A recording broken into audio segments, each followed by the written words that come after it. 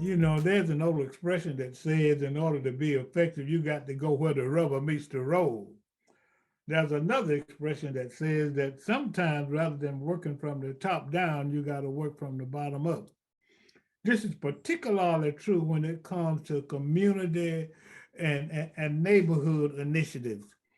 Too often in our society, the people who hold high positions and way up, you know, they think they could sit in their ivory towers and determine what's good for people who might not be up on that tower with them. But we've got an organization and initiative that's going on through the Male uh, Violence Prevention Program that's really effective as it relates to doing things from a grassroots perspective and doing it from the bottom up rather than the top down and doing it where the rubber meets the rizzo. So I'm so happy today to be able to talk to two young men who are engaged in that activity wherein they are going into the community and doing a lot of things from the grassroots perspective. And those are Frank Dixon, you know, who is working with an initiative for the Male Violence Prevention Program, and Dr. L.J. Malone, who also is working in a capacity in that. So, what I want them to do, Frank, start with you. You know, just give an overview of the initiative and what you do and what's the purpose of the initiative. Oh, well, thank you for having us on. Thank you for having us on this glorious MLK weekend. I was blessed to be able to go out and march today in Pleasant Hill, which is where the Cure Violence is located. As you stated before, we're part of the MVP program, Macon Violence Prevention. We were funded to do a violence intervention. If you don't know what a violence intervention is, that's where we hire people who are considered credible messengers. Our credible messengers are Jerry Anderson, the AKA OG Silverback #2. Everybody making knows his story. And Sherman Kine, Silverback #1. That's the foundation of what we do. These are, again, our violence interrupters. Along with that, we have Ariana Smith and Miss Courtney Aites, who are our outreach workers. Once Sherman and Jerry identify young men and women who are in a target area at risk of gun violence or have been victims or know somebody who's been affected by gun violence and want to do something better with their lives, we develop a plan. Again, Courtney Aites and Ariana Smith. Ariana Smith being the Prince of Pleasant Hill. And then we have a site supervisor, which is LJ. LJ is like the boss, you know, in the house. He makes sure that they do supervision, make sure they're doing things right. And my job as community engagement resource specialist, which was a title that we came up with for Macon, because we usually have some different titles, was basically to help them out, be the spokesperson sometimes, be the person that's to talk to people, go out and attend some of these meetings with some of these people in the ivory towers, tell about the good work and put a face to it. So we have an awesome team. We're working together. Dominique Johnson is our program manager. We know we made an impact in Pleasant Hill, and we're just, I tell every day this, I probably have probably one of the best jobs I ever had in my life. And I've had quite a few jobs and careers from the military to social services to foster care. I've not been involved in anything that is directly boots on the ground when it comes to reaching the youth where they're at and making a difference. So LJ, Mr. Habersham, Mr. LJ, I'm so glad to be a part of this movement, and I hope we continue to fund other sites and make it build. Well, I like that boots on the ground expression. Yes, I sir. didn't use that. I may steal that from you because boots on the ground sound almost better than rubber meets the road, you know. So I may steal that from you. Okay, LJ, talk a little bit. And you know, the reason that I kind of got impressed by it, and then I want to acknowledge Dominique too, and I know he's the high supervisor, but I wanted to talk with you all uh, because I know that you all have hands-on, boots on the ground experiences with these individuals. I want to give a shout out to I forgot the title that you gave Jerry and Mr. Klein, but I want to give a shout out to them because it takes dedication, commitment, and really courage, you know, go into the community, try to initiate interactions with these individuals in an effort to improve their lives and improve their communities.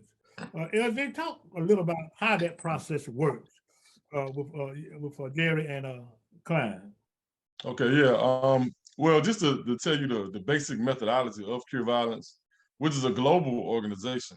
Uh, they got brought here through the Macon Violence Prevention Program, but it's a proven data-driven global organization. It's actually the 8th largest non-governmental organization in the world. So, you know, there are Cure Violence sites in Trinidad and South America and South Africa.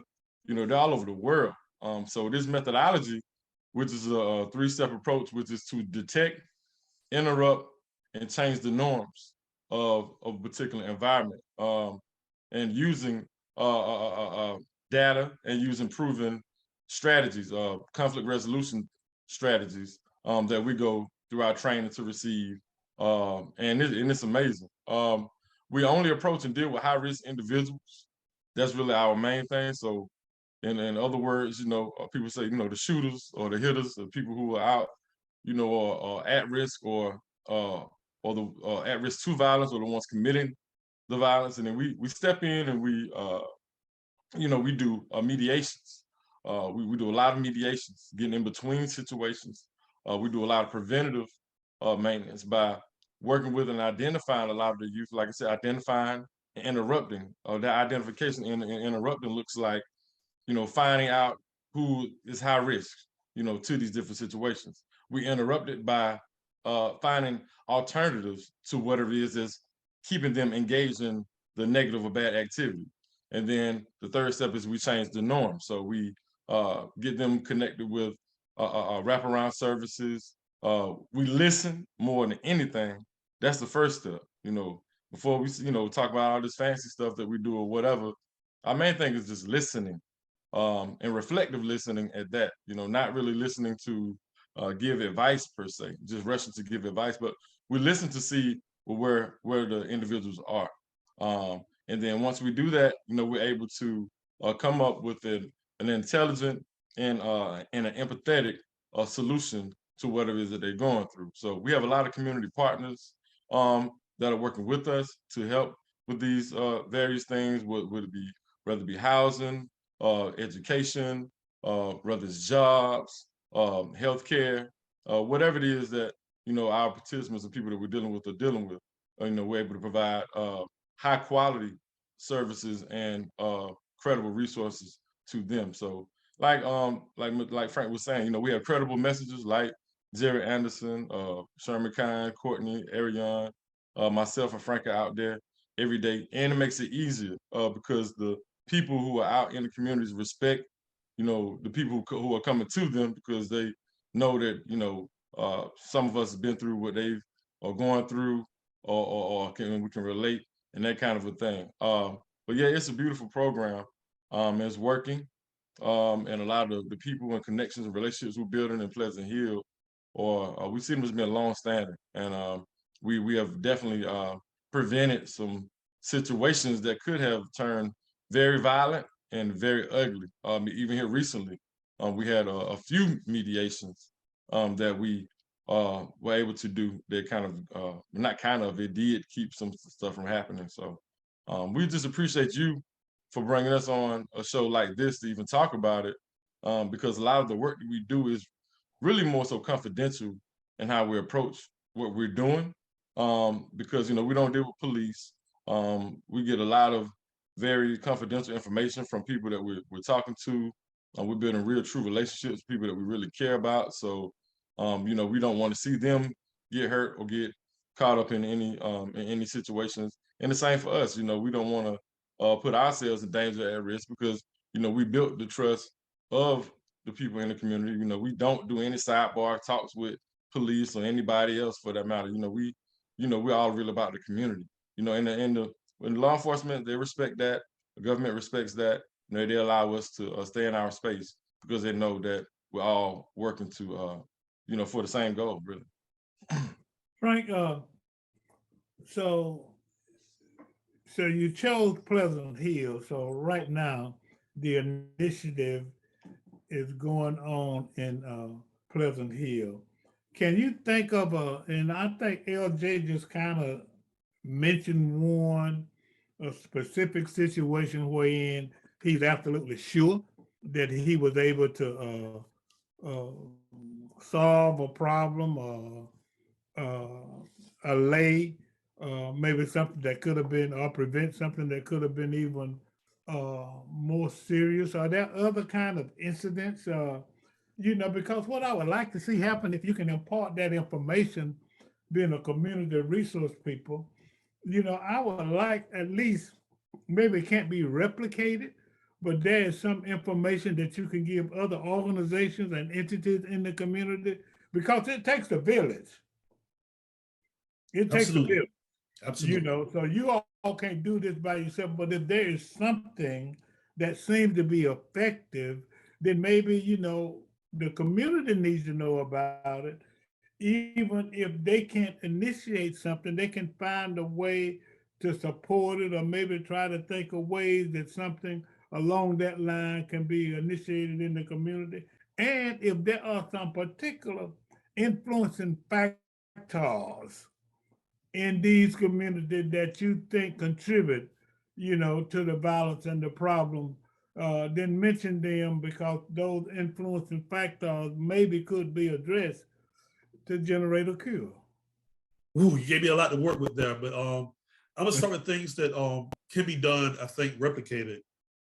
Obviously I don't want to put myself out of a job, but I also want to make sure that we can reduce the violence and make it build. Um, when we start to have multiple sites, one of the key aspects is what we consider a hospital responder. A hospital responder is a person who goes down to the hospital and listens to people and tries to change the language. I think we had an incident where one young man was shot, and there was a big, I don't want to say riot, but it was a lot of hurt people downtown, down at the hospital. I think it was Nevison. So that type of hospital responder, person down there talking the language of peace, talking the language of calm heads, is something that we definitely look forward to being able to bring on board. And maybe we can partner with another organization to do that. If they're able to have the training, absolutely. Because we've got to make sure we all train properly, and it's very effective training. You mentioned about specific incidents where we know that something that we've actually changed the life. Like I said, like LJ said, we can't take pictures. We don't mention names, but I can mention a case where a young man was killed. And he was killed in Pleasant Hill, obviously our catchment area. And well, there's been 3 homicides in our area since we've been on the ground. 1 was domestic, 2 were considered we fall within our purview. The first one, the young man was killed like 30 minutes after we left. We was in the hot zone. We talked to the young man. He was very open to what we were doing. We joked with him. He bought Jerry fish. We were just laughing and joking. We spent like a good hour building and engaging with this young man. And before we left, we told him who we were. He was like, man, I like what y'all doing. I like what y'all doing. I want to work with you. Well, because of something he had already done before, a conflict arose and he got killed. But we know that the way he was killed, there was a lot of people in Pleasant Hill felt like, man, we got to go get, they didn't come in our hood and kill one of ours. He was one of ours. We can't let that go. And Ariana Smith, I remember we was on patrol, stopped to talk like 3 or 4 young men who were by a car. They was talking about the situation. Ariana, talked to them like, come on now, y'all know sometimes when things get put in motion, you can't stop it as easy, but we can break the cycle. This not roll out because of this. Let's be different. Ariana, like I say, shout out to our team, but Ariana, especially since he stays in Pleasant Hill, he has a pulse better than almost anybody else that I know when it comes to Pleasant Hill. So he knows the ones who are connected to who. He knows I call Sherman our genealogist, but Ariana is our Prince of Pleasant Hill. He knows the people. So he knows when there's something happen, what groups we got to talk to to calm it down, to make sure it doesn't escalate. And we know, according to the data, if we can reduce the chance of that happening within the first 72 hours, and that's very important because, the emotions start to kick in, they still feeling some type of way. If we can touch those people within 72 hours safely, because we also have parts we do, what we call a canvas, a shooting response. But if we're able to, within 72 hours, change that mindset or redirect it, the chance of retaliation goes down. And we know those 2 incidents that we know without curfew, we know for a fact there was no retaliation in Pleasant Hill because of that. Those 2 homicides that happened, we know for a fact. I mean, we know for a fact that there was two retaliations that didn't happen. How heated they were, how people felt. We know that we were able to touch the people and conversate and work toward, touching their hearts, by us being there. So. Oh, wow. Wow. Yeah. Anything you want to add to that, LJ? Yeah. I just like to piggyback on what he was saying. I mean, for one, when we first came into Pleasant Hill, I mean, just doing a walkthrough of the neighborhood, man, it was, it was depressing. I mean, to see all those, to see how many older people lived in that neighborhood, man, that had holes, bullet holes in their houses, things of that nature.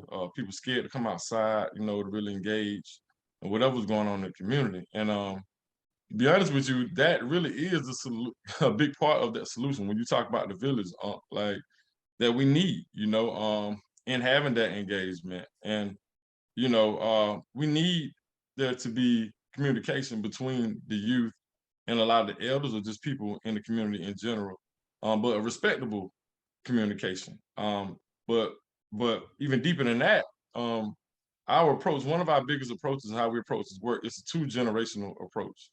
Because what we've seen is a lot of the people who are on our list, a lot of our participants are, I mean, we don't have anybody on our participant list, over 19, Frank? Nope.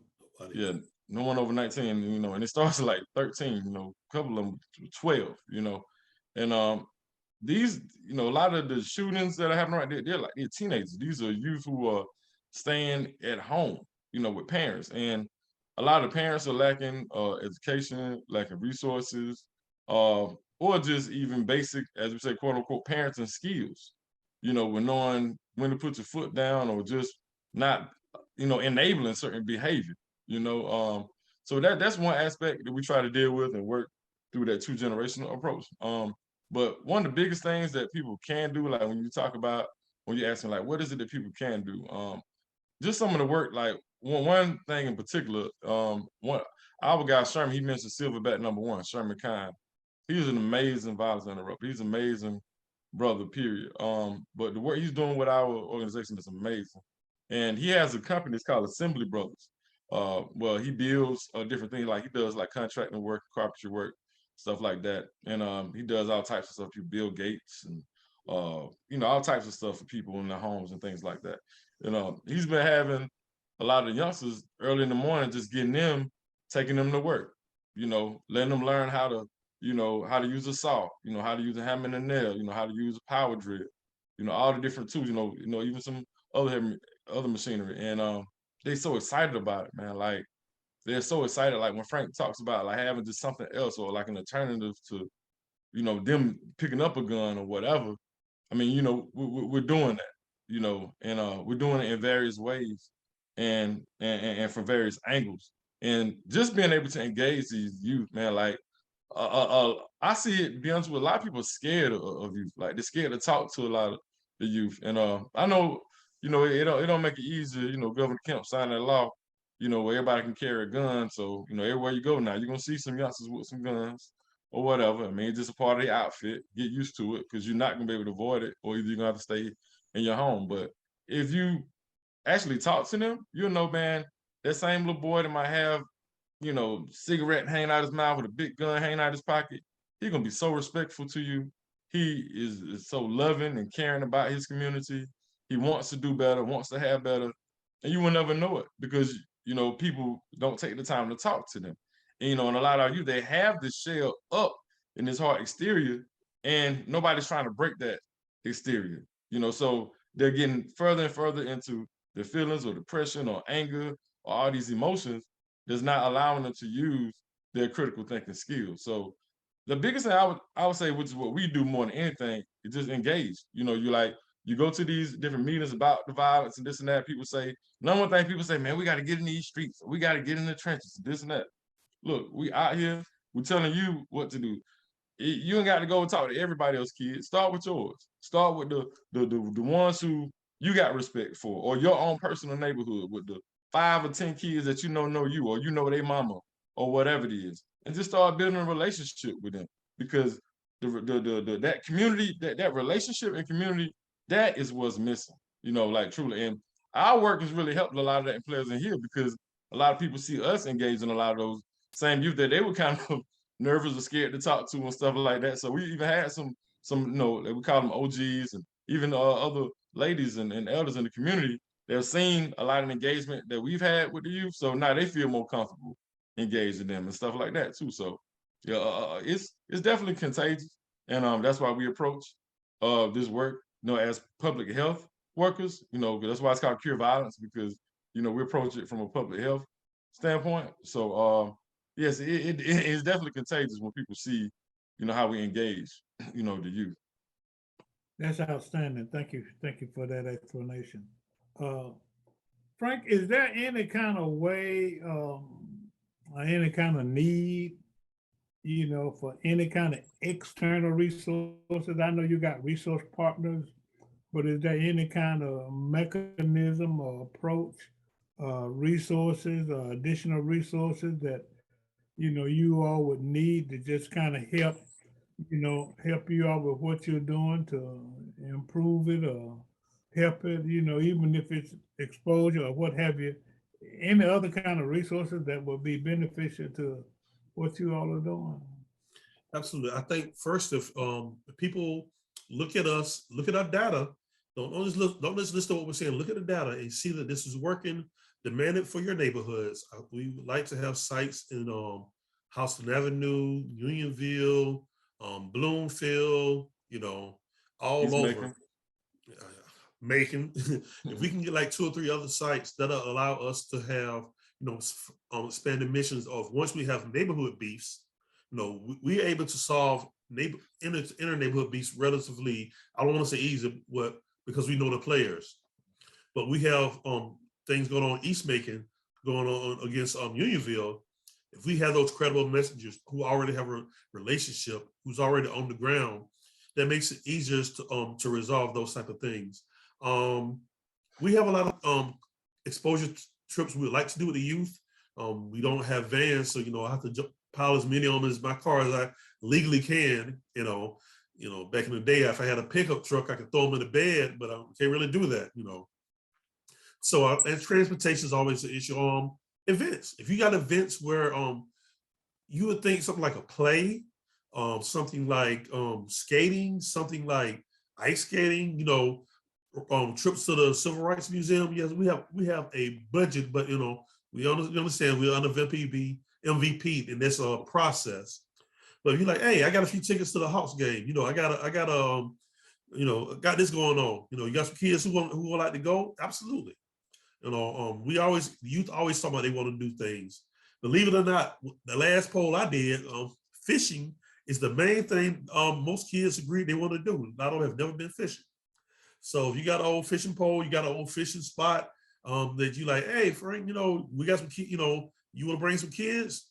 I'll pack them in my car. Or L.J. put them in, L.J. load them up.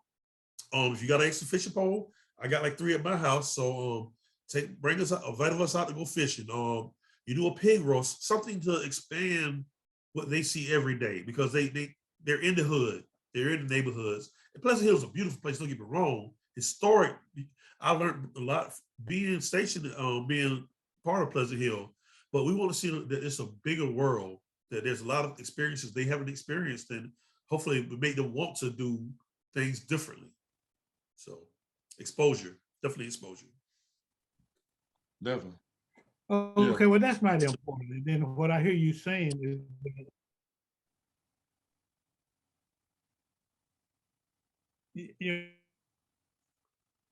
that the community can offer supplemental resources, uh, to you and to the kids, you know, like tickets or activities or transportation.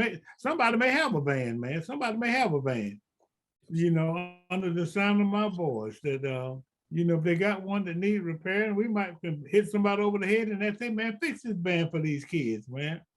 You know, sometimes you have not because you ask not, so we will get that message out there.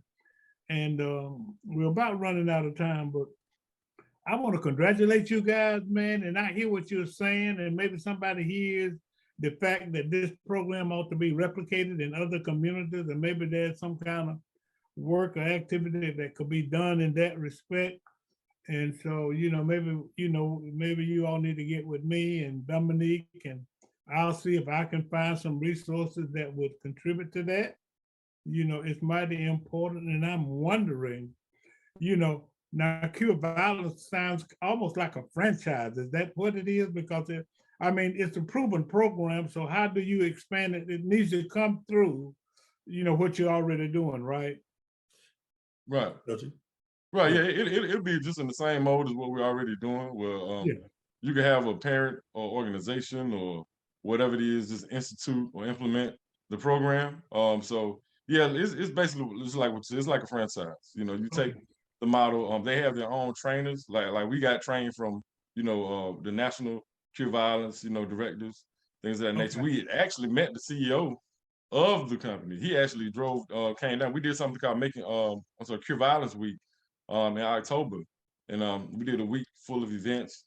And then we did a forum at Mercer University, and this actual CEO of Cure Violence came down for that, just to get with, that was major, you know, for a CEO of a global organization, just to come and work with us on that level. So they're very they're cool brothers, and most of them, a lot of them are former gang members, a lot of supervisors or people who've been locked up 20, 30 years, kind of like Jerry Anderson, have gotten out, changed their lives. You know, a couple of them have received doctorates after getting out of jail. It's some amazing people doing this work. So yes, you know, to answer the question, yes, we can definitely replicate it, and you know, all the resources are in place to make it happen. And we do need it in every single hood in Macon, Georgia. If we had Cure Violence set up in all these other hoods in Macon, Georgia, we can guarantee you it will be at least a half of a reduction in these murders and shootings that we have. That's just on the low end. We saying that we know what type of effect that this program will have in other areas. Well, hey man, I appreciate both of you. I really do, and I applaud you for your efforts and what you're doing. This is a call to action. I'm your host, Alex Haversham, having interviewed Mr. Frank Dixon, Community Resource Coordinator, and Mr. L.J. Malone, Site Supervisor of the Macon Violence Prevention Program under the auspices of Cure Violence, doing an outstanding job. Congratulations to both of you. And I hope somebody is motivated, somebody who has some resources is motivated to kind of give you guys tickets, a van, some money, a place to fish, a gym to play ball in, a trip, or something to help you in your endeavor. That's right. Yeah, keep up the good work, man. Thank you. Boots on the ground. Right. This is a call to action. I'm your host, Alex Haversham. Have a great day.